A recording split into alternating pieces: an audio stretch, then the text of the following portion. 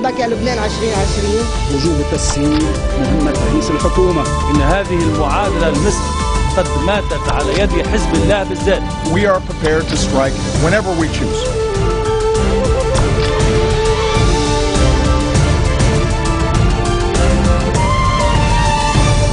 Bonjour à tous et merci de nous rejoindre sur Futur TV pour cette nouvelle édition de la rédaction à la une de l'actualité de ce mardi 3 septembre.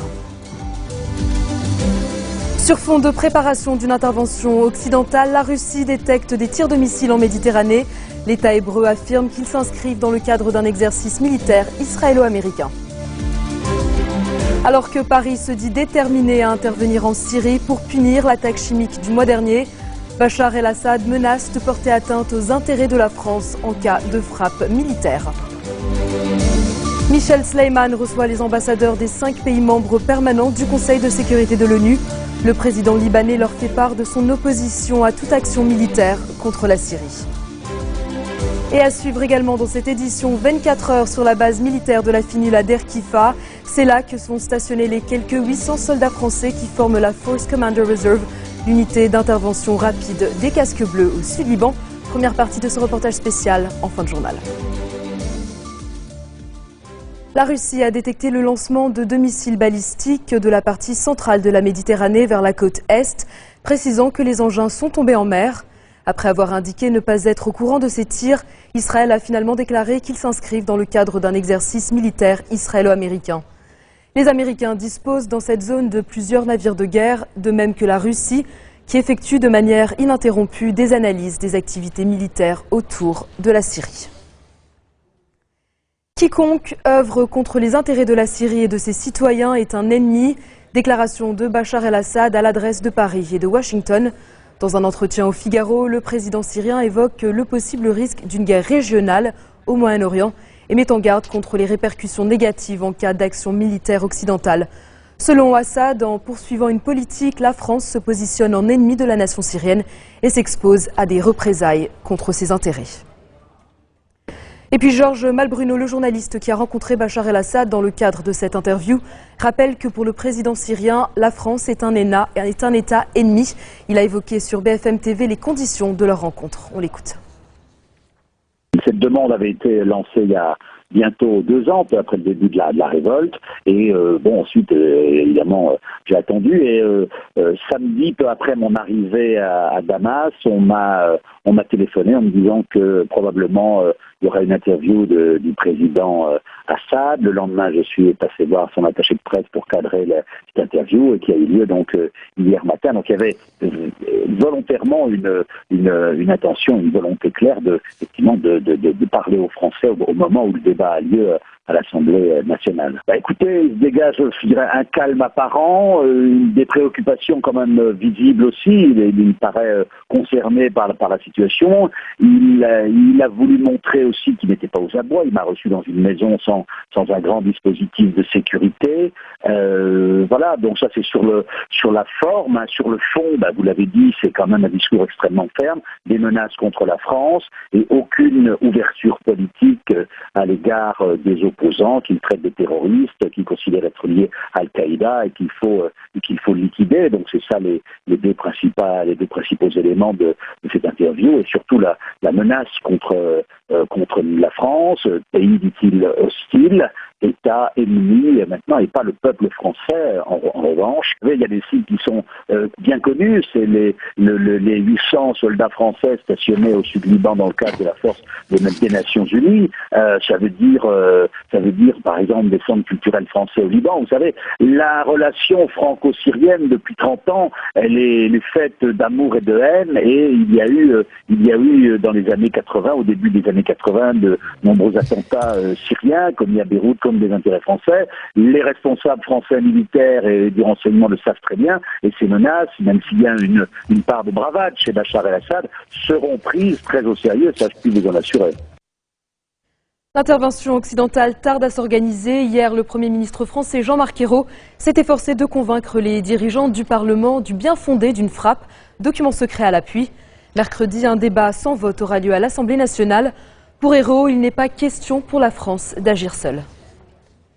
La France est donc déterminée à sanctionner l'usage de l'arme chimique par le régime de Bachar al-Assad et de le dissuader d'y recourir à nouveau par une action ferme et proportionnée. Il n'est pas question pour la France d'agir seule.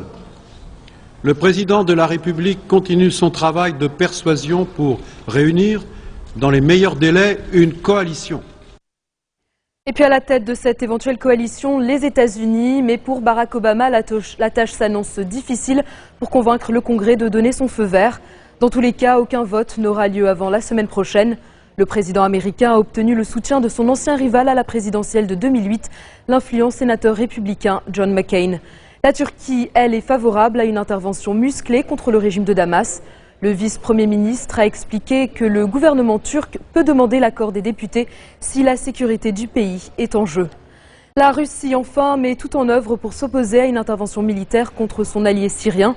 Une délégation de parlementaires russes doit même se rendre à Washington pour tenter d'influencer directement les membres du Congrès américain avant le vote prévu le 9 septembre.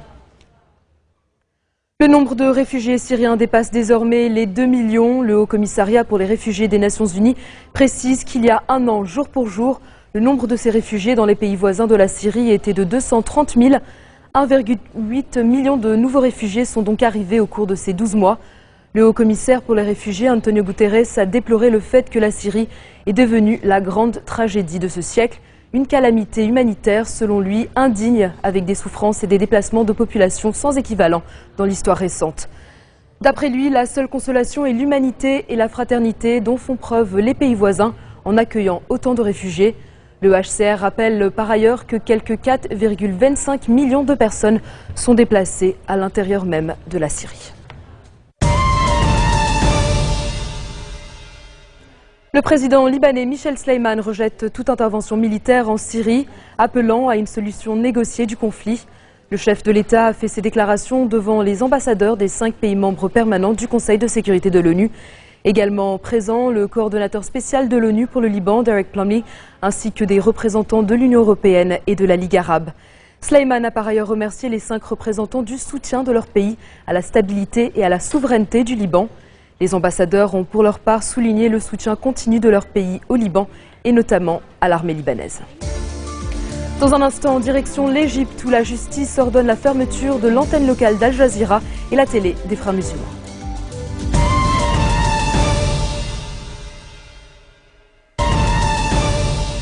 Retour sur le plateau de l'info de Futur TV. Un tribunal militaire égyptien a condamné 11 membres des Frères musulmans à la réclusion à perpétuité.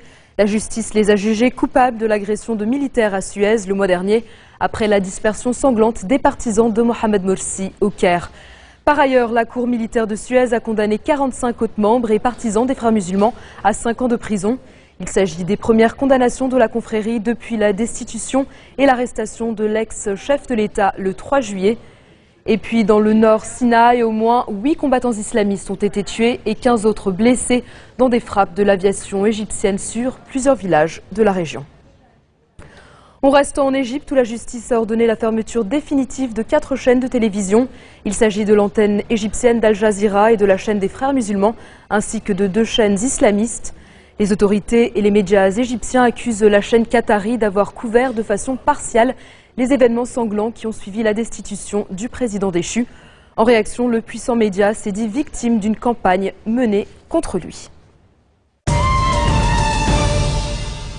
Depuis mars 2010, le contingent français de la FINUL forme la FCR, la Force Commander Reserve.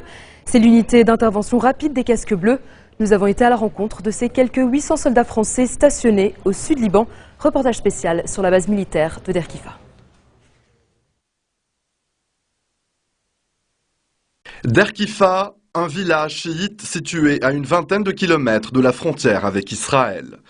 C'est ici, sur la base 9 unités, qu'est stationné le contingent français de la FINUL, nom de l'opération Daman 19.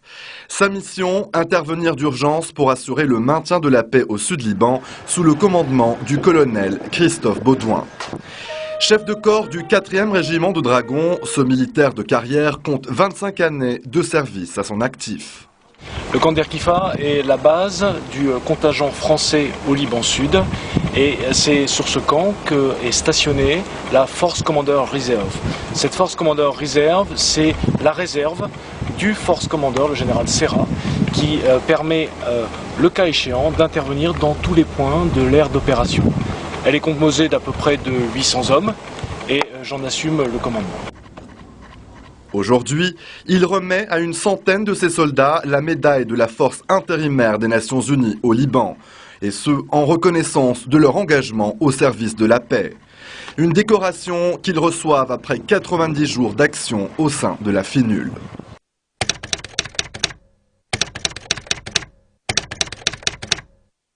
Comme tous les matins, le capitaine Stéphane passe en revue les soldats de sa compagnie, quelques 140 hommes du 152e régiment d'infanterie. Le rassemblement du matin nous permet de passer, déjà de voir que tous les soldats sont présents et prêts à remplir leur mission. Et ensuite, ça me permet de passer à moi, commandant d'unité, des messages, des rappels sur la situation du moment ou sur les consignes particulières pour une période ou une journée donnée. Et comme vous l'avez vu là aussi, ça permet également de mettre à l'honneur certains soldats, soit lorsqu'ils sont promus au grade supérieur comme c'était le cas aujourd'hui, soit lorsqu'ils font des actions qui méritent d'être citées en exemple devant leurs camarades. Dès la fin du rassemblement, une section de ce régiment des Diables Rouges s'apprête déjà à partir en patrouille avec l'armée libanaise. Les militaires effectuent les dernières vérifications sur ce véhicule blindé qui dispose d'une forte capacité de tir et de protection. Au même moment, c'est l'heure du briefing pour ces hommes qui partent eux aussi en mission pour ravitailler une autre base française. Le capitaine Paul, officier adjoint de l'unité multifonction logistique, rappelle les consignes de sécurité. Donc là vous avez assisté à un départ en mission, d'une mission courante de ravitaillement, donc il y en a régulièrement, plusieurs fois par semaine, qui vont donc là en l'occurrence assurer le soutien au carburant pétrolier, le soutien en ravitaillement en eau et également l'entretien des groupes électrogènes sur une emprise ONU qui dépend de l'emprise principale qui est ici.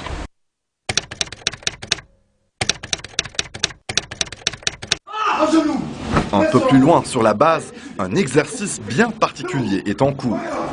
Sur le ventre, sur le dos, sur le ventre, en position, tu comptes 20, tu comptes 20. 1, 2, 3, 4, 7. Les ordres sont brefs, l'instructeur donne le ton de cette technique d'intervention opérationnelle rapprochée, aussi appelée corps à corps. Effort sur coup de pied circulaire, arrière, mise au sol. Elle permet aux militaires de contrer une situation dans laquelle ils pourraient faire face au cours d'une mission. Cette technique s'inscrit dans le cadre d'une formation générale élémentaire, ou FGE, d'une durée de 6 semaines. Une étape essentielle pour devenir chef d'équipe. Pour ces jeunes soldats, s'ils obtiennent la réussite à cette formation, ils entrent dans un réservoir, si je puis dire, pour, dans un avenir relativement proche, devenir chef d'équipe, c'est-à-dire commander 3 hommes. Et pour certains, éventuellement, c'est une étape intermédiaire pour prétendre à un recrutement semi-direct, c'est-à-dire pour devenir sous-officier. Puis ne ratez pas la suite de ce reportage spécial qui sera diffusé dans l'édition de demain à la même heure. C'est la fin de ce journal. Tout de suite, le rappel des titres qui ont marqué l'actualité de cette journée. Sur fond de préparation d'une intervention occidentale, la Russie détecte des tirs de missiles en Méditerranée. L'État hébreu affirme qu'ils s'inscrivent dans le cadre d'un exercice militaire israélo-américain. Alors que Paris se dit déterminé à intervenir en Syrie pour punir l'attaque chimique du mois dernier, Bachar el-Assad menace de porter atteinte aux intérêts de la France en cas de frappe militaire. Michel Sleiman reçoit les ambassadeurs des 5 pays membres permanents du Conseil de sécurité de l'ONU. Le président libanais leur fait part de son opposition à toute action militaire contre la Syrie.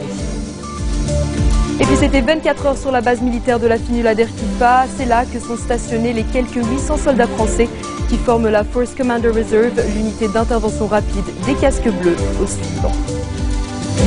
Merci de votre attention. Retrouvez-nous tous les jours à 16h40 heure de Beyrouth. Vous pouvez également nous suivre en ligne sur notre site web ou en téléchargeant notre application mobile. Excellente suite de programmes sur notre antenne et à demain.